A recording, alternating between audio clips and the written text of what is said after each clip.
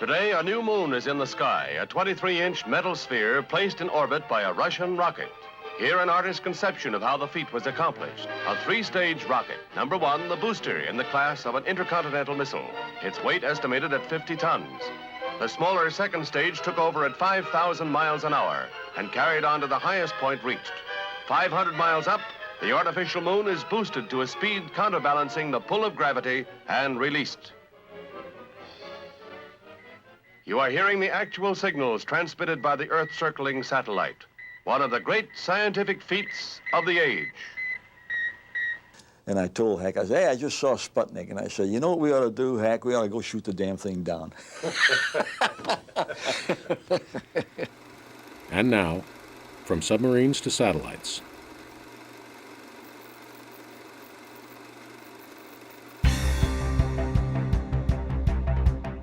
China Lake saw the development and support of satellites and space-related systems as logical extensions of the station's air weapons mission. It was the Navy, after all, that in the late 50s was pursuing an American orbit with the notoriously troubled Vanguard. When Sputnik entered the world's lexicon in such spectacular manner in October 1957, China Lakers decided to either shoot the thing down or catch up with it. Their attempt to catch up is fondly remembered as NOTSNIK. With only the vaguest permission and without access to large rocket boosters, China Lake took a radical approach: air launch. Officially under Project Pilot, the NOTS crew hastily assembled, using only what was available in-house, not only a launch vehicle, but an orbital payload to go with it. Unlike the smooth-lined, spark-spitting Buck Rogers spaceships of the era, NOTSNIK looked more like something made out of the leftovers from several dissimilar construction sets. But it worked, by some accounts. NOTSNIK launched China Lake into the space race. NOTS supported Explorer and other satellite projects of the era, many of which remain little known. And NOTS probes, such as Tabstone and HiTab, conducted experiments in support of pure science and military applications, from exospheric ionic composition to passive missile launch detection. NOTSNIK soon gave way to the more polished and sophisticated Caleb vehicle, which China Lake used to conduct and support studies and experiments with peculiar names like HiHoe and Dixie Pixie, and more ominous designations like Project Cerberus. Far in advance of Star Wars and the Air Force's ASAT, China Lake had designed and begun testing an air-launched satellite killer called SIP, and the station was participating in the earliest incarnations of SDI, programs such as Defender, Skipper, and Dark Fence. During the late 1950s and early 60s, NOTS designed and built portable satellite tracking stations and deployed them around the globe. The China Lake ranges also saw supersonic track testing of the Gemini capsule escape system, and, later, of the Space Shuttle escape system and various components of NASA probes and planetary landers. Early on, NOTS applied its unparalleled propulsion expertise to the creation of the 1105R, a prototype lunar soft landing vehicle described in the press as a bowling ball perched on a bar stool. The device was successfully tested on an ersatz lunar surface with a technologically edgy autonomous landing system. By the late 60s, most of the station's satellite and space research projects had been overcome by inter-service rivalry and mission purification. China Lake did, however, and does, continue to reach for the stars, supporting satellite-linked tactical systems, propulsion requirements, and a variety of exotic components and subsystems for new generations of far-flung explorers. But that's another story.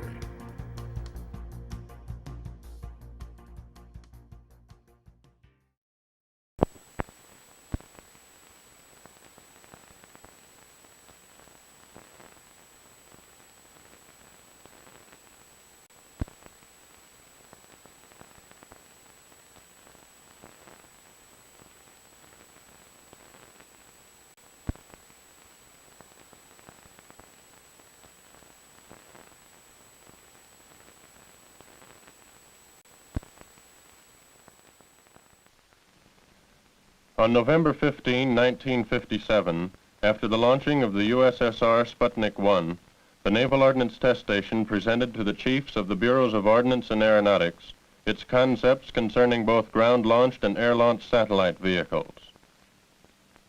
In early March 1958, the China Lake scientists and engineers, under the direction of Washington's Advanced Research Projects Agency, began an accelerated study of a satellite vehicle designed to be launched from an aircraft.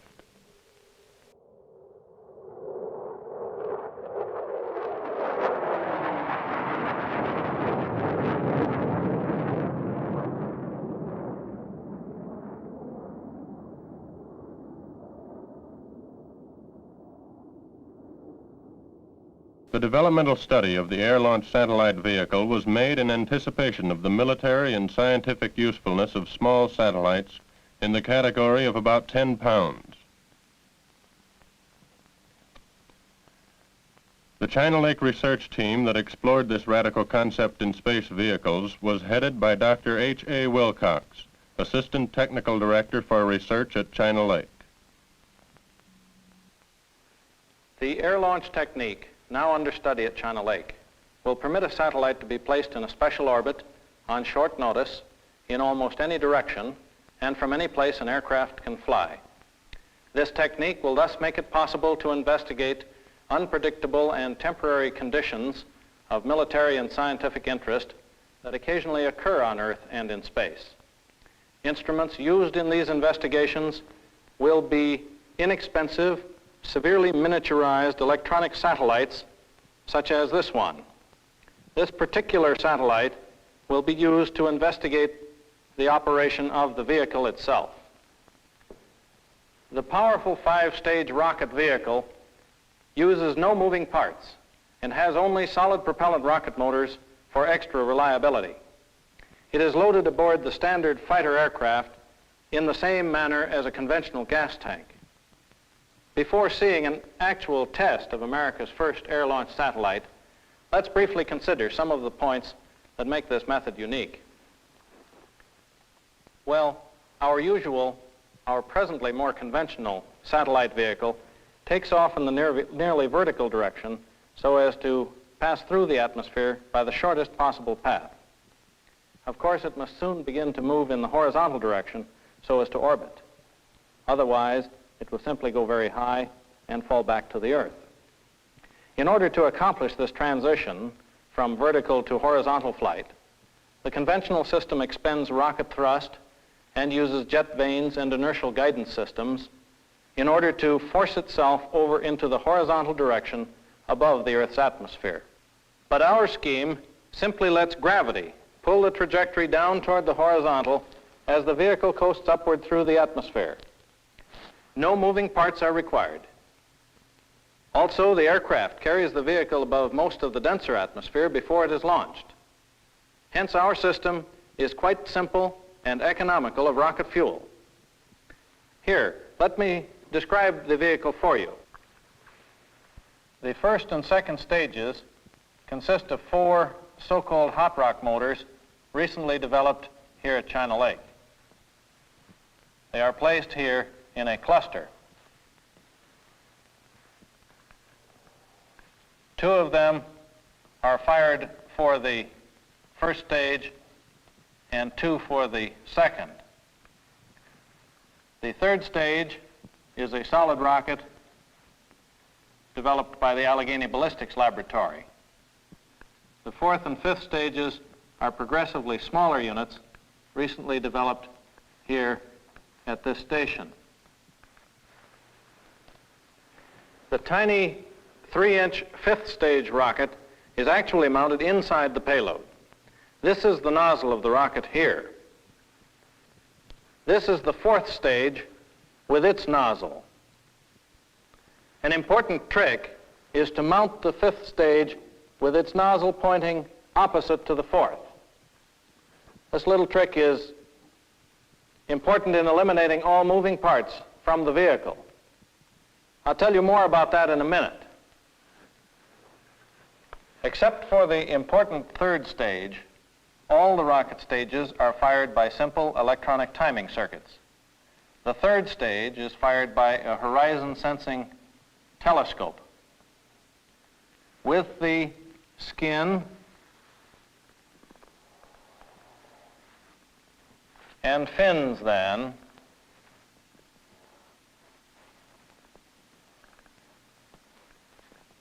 the round is complete. 15 feet long, 30 inches in diameter, weighing about 2,000 pounds.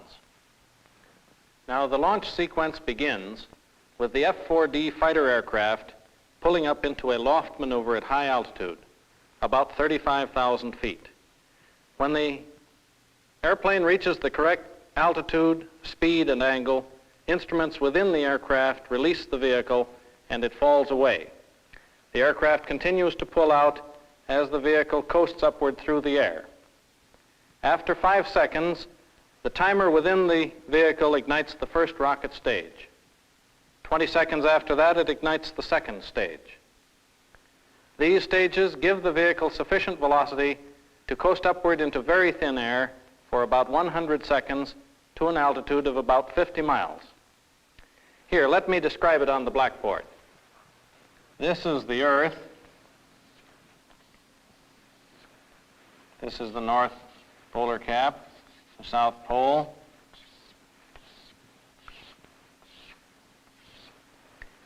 This is the vehicle's climbing trajectory. Stage 1 is fired here, stage 2 here. When the vehicle reaches the peak of its climbing trajectory, it's traveling nearly horizontally. Also, throughout the climbing trajectory, the vehicle is spinning slowly as a result of our designing the fins to be canted to induce roll. The horizon sensing telescope is rigidly mounted in the vehicle and rolling with it. It looks out from the axis of the vehicle at an angle of about 12 degrees.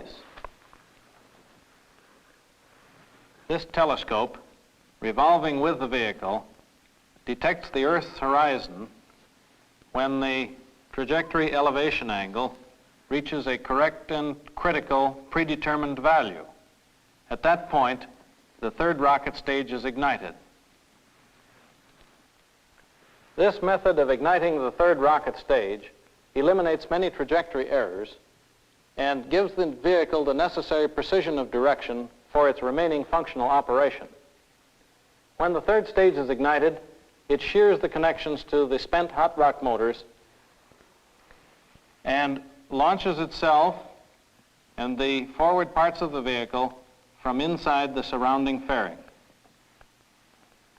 The spin induced by the canted fins is great enough to stabilize this relatively fat section. The fourth stage is immediately fired away from the spent parts of the third stage, and the payload thus acquires the speed necessary to make it orbit the Earth, about 19,000 miles per hour. Shortly after the fourth stage is fired, a squib separates it from the payload, which is then allowed to coast for 3,200 seconds, 53 minutes, halfway around the Earth. During this coast period, the payload remains spin stabilized, like this.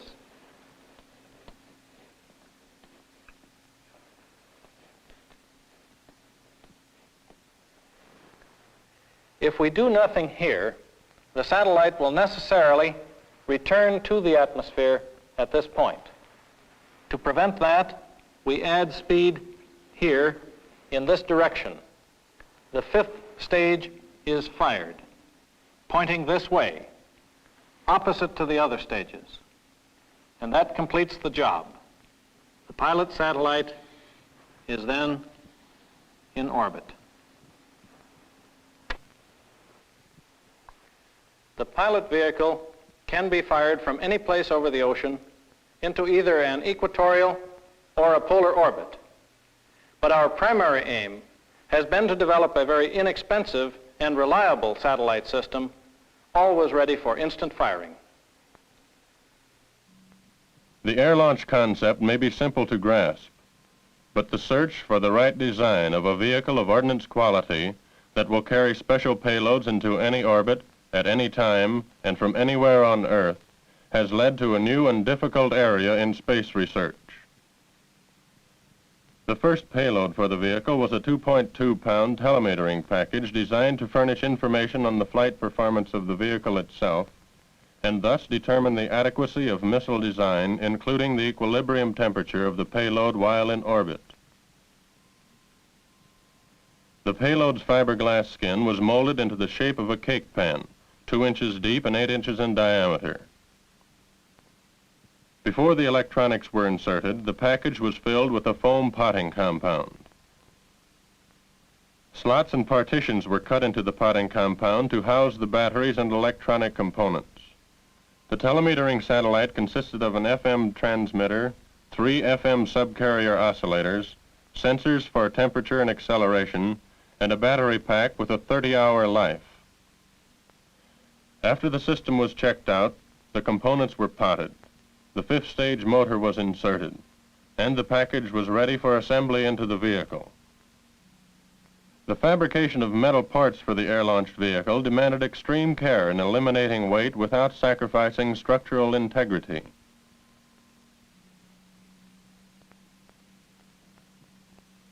Rocket motor parts were machined close to the limits of containing the pressure.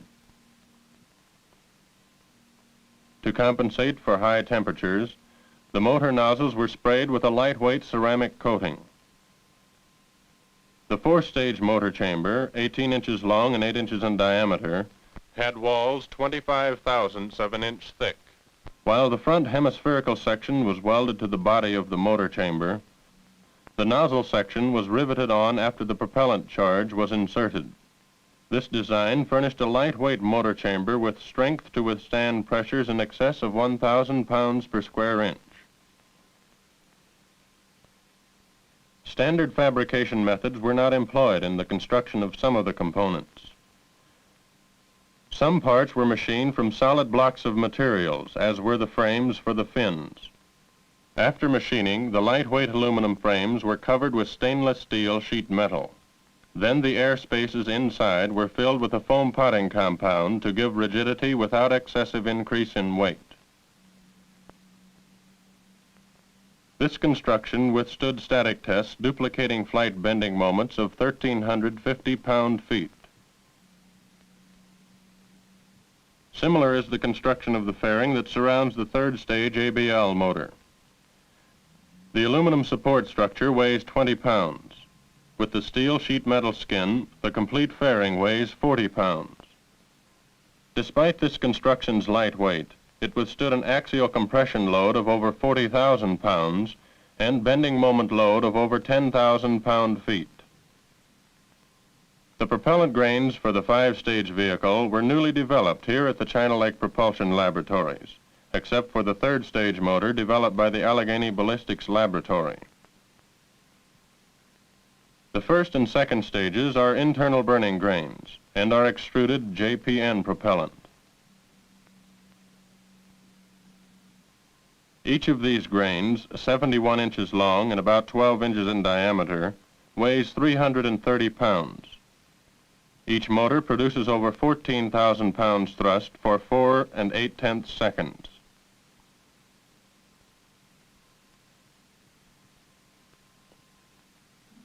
After extrusion, the ends of the grains were machined to the internal shape of the motor chamber. The same methods were used in the extrusion and machining of the 4th and 5th stage internal burning grains. The tiny 5th stage motor, designed to be permanently attached to the payload, has a grain weighing 3/4 of a pound and is made from X14 propellant.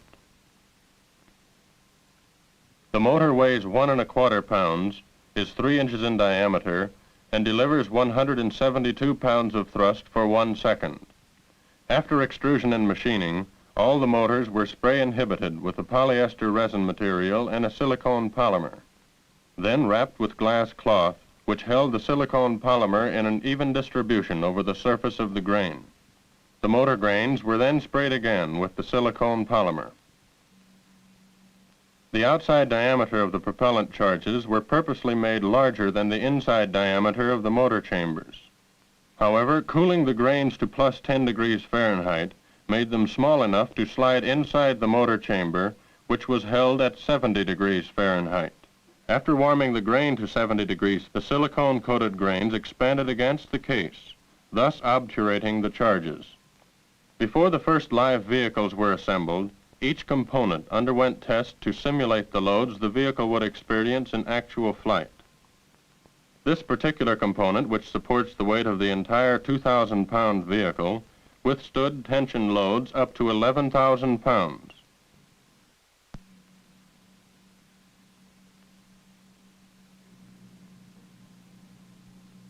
On the station's supersonic test track, the fins concurrently withstood flight aerodynamic loads and accelerations of 25 Gs.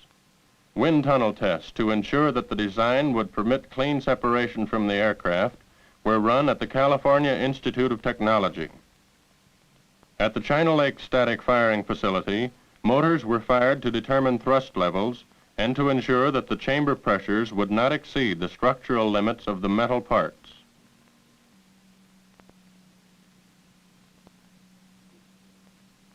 This four-stage motor produced over 1,000 pounds thrust for 5 7/10 seconds. The fifth-stage motor delivers 172 pounds of thrust for 1 second.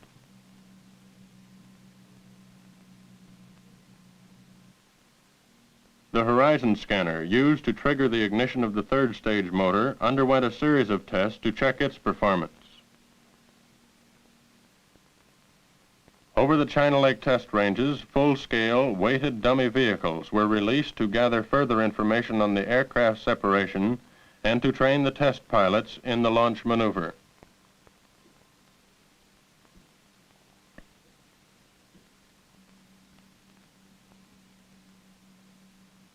The assembly of the first live vehicles began 5 months after the initiation of the program.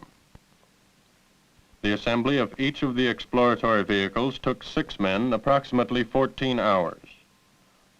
Obviously, the first design did not, in many ways, meet the handling requirements of an ordnance item. The first step in the creation of the futuristic satellite vehicle did not permit such a design, although many of the ideas were applicable in the fabrication of the ultimate vehicle. Basically, the ultimate design, if it is to fulfill future needs, must meet the handling and assembly requirements of conventional ordnance, and at the same time not sacrifice the reliability of the vehicle or of the reconnaissance or exploratory satellites that pilot will carry into any of the selected orbits. While this first design will not in many ways resemble the ultimate vehicle, the accelerated exploration of the air launch concept has established the feasibility of an inexpensive, dependable satellite vehicle of ordnance quality. The China Lake Military Civilian Research Team has penetrated a new problem area in space research.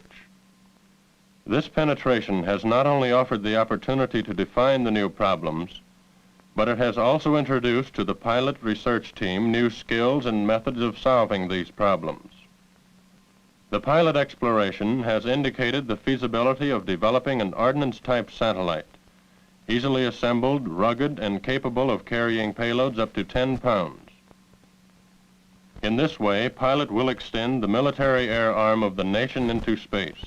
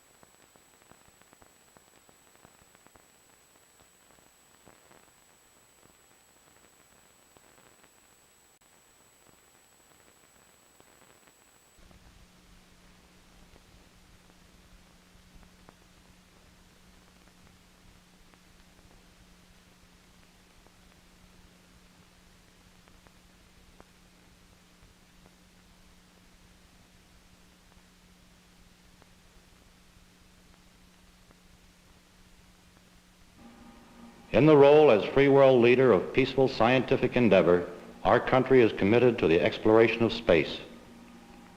Announcement of Project Apollo verifies a large-scale, organized effort directed toward a manned expedition on the surface of the moon.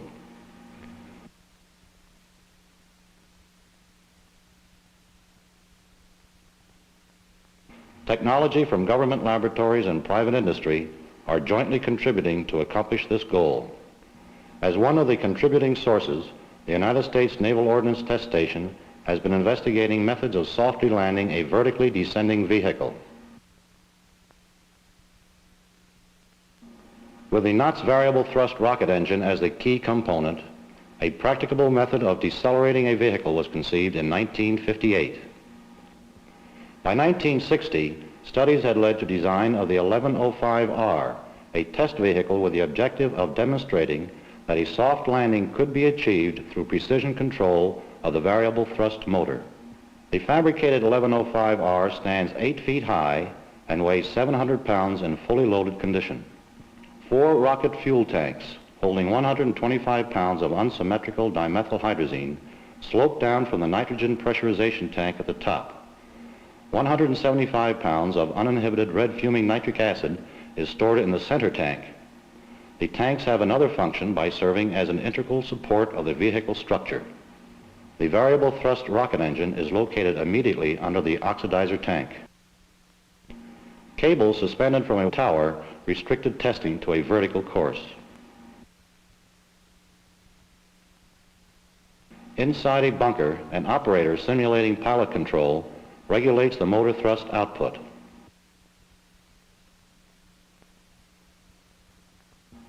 In the first flight test of the 1105R, the primary objective was to determine to what degree of precision the vehicle's velocity and position could be controlled.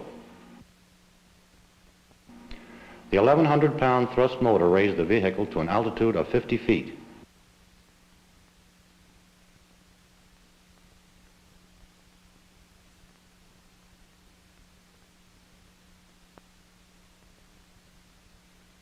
Then by thrust control, it lowered and hovered at the 30-foot level.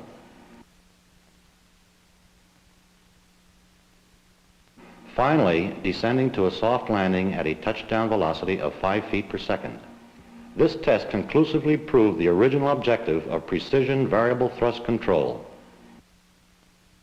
In the second demonstration, a camera was installed in the control system to record the type of background visible to the scanner.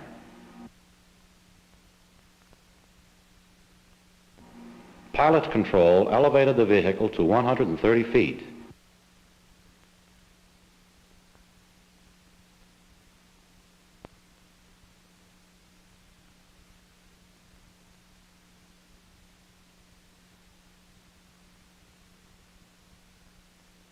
Again, by variations of thrust control, the operator held at the 70 and 15-foot levels. With a more powerful 1,250-pound thrust engine, the next test vehicle called for terminating the thrust at 135 feet and allowing the powerless vehicle to free fall. By applying thrust, the pilot was able to halt the descent at the halfway mark. The landing was negotiated at 8 feet per second. Vibration from the more powerful engine did not affect the scanner operation.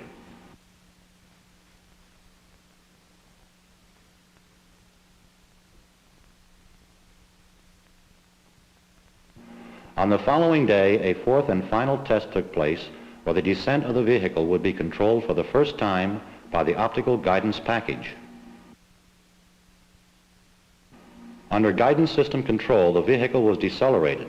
However, due to excess slack in the cable, it was allowed to translate, thus confusing the single scanner system.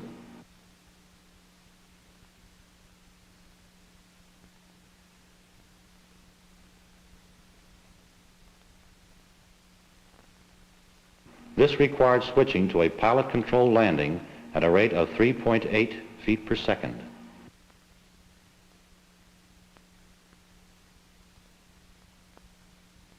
After touchdown, A malfunction of the servo valve resulted in full thrust of the engine, consequently destroying the vehicle.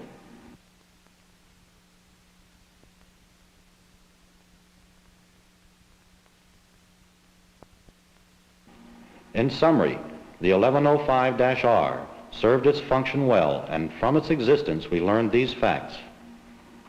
Position and velocity of a vertically descending vehicle can be controlled precisely enough to softly land a vehicle at velocities of less than 4 feet per second. An optical guidance system can automatically control engine thrust.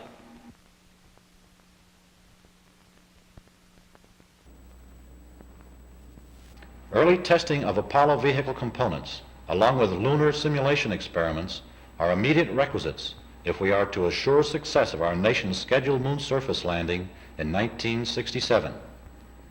Development of these proposed vehicles would well provide a long stride toward fulfillment of this task.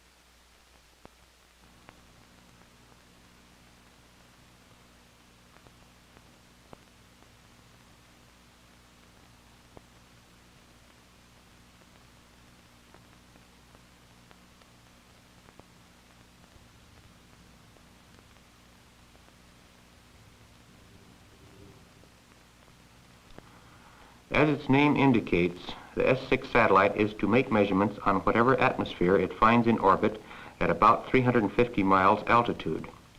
Therefore, no gaseous material can be ejected, for example for attitude control, and the satellite must be stable. The satellite is launched with guided first and second stage boosters.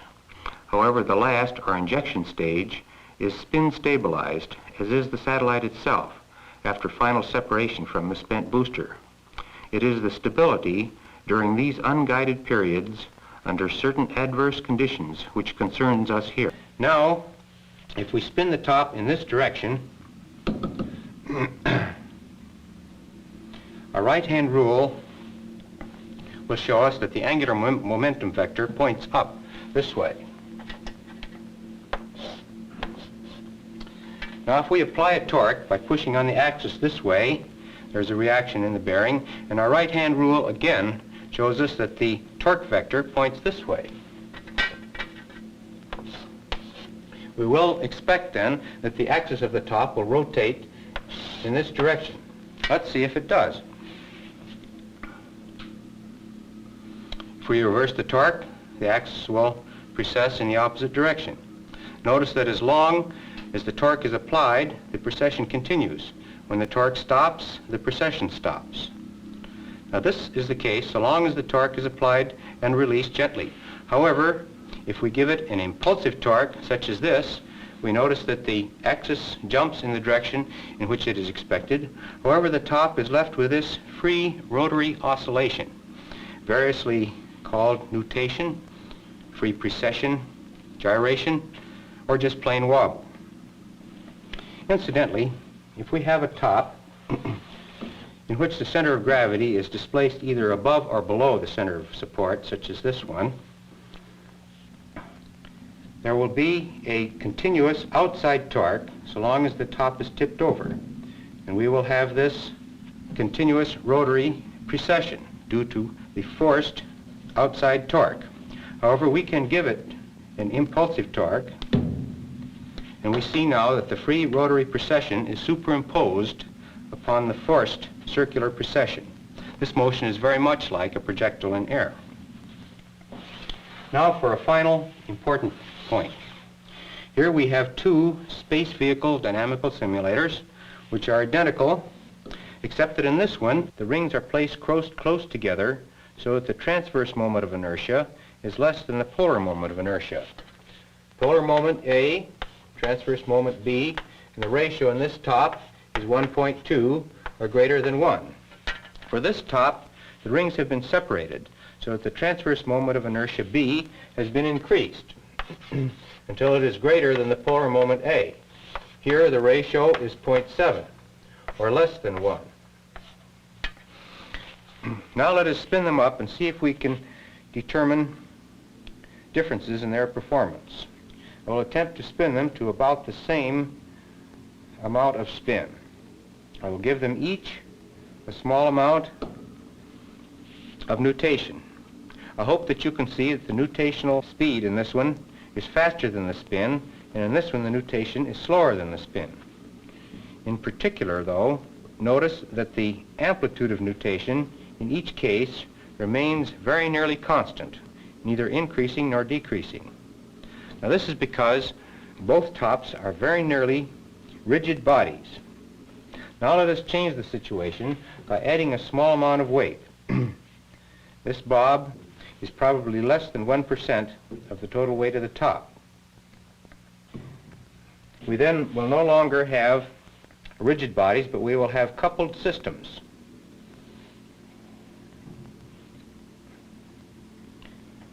Again, I will try to spin them to about the same amount of spin. We see that the nutation dies out in this top, whereas in this top, the nutation is increasing slowly but surely, until finally it hits the stops. And in a space vehicle, it would be a complete tumble or a rotation about the transverse axis. We conclude then that for a spinning symmetrical body, a nutation will damp out if the moment of inertia ratio is greater than 1, but will undamp if the ratio is less than 1. Here is the damper unit mounted in the top of the open satellite. This is the device for holding and releasing the pendulums. A pin extending in the pendulum tip is retracted by the piston actuators, electrically initiated. Let's release them now by throwing this switch.